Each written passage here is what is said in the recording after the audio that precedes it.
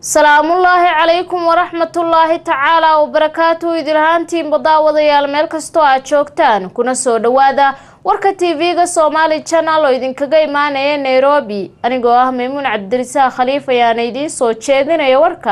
warka madaxdiisii madaxweynaha Puntland ayaa ugu baaqay hay'adaha caalamiga ah ee ka howlgala Puntland inay wax ka qabtaan abaara ka jira deegaanada Puntland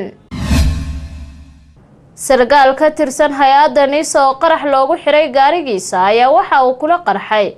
degmada Wadajir ee gobolka Banaadir wasiiru dawlaha wasaaradda biyaha Somaliland ayaa socdaal howleed waxa uu ku gaaray Boorama kulan looga soo horjeedo shirki ka furmay Jowhar ayaa waxa uu ka dhacay magaalada Beledweyne ee xarunta gobolka Hiiraan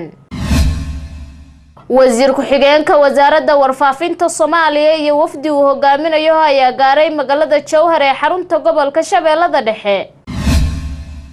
beel ka mid ah beelaha dega gobolka Banaadir ayaa ka soo horjeesaday in wax lagu qaybsado hanaanka 4.5 ee beelaha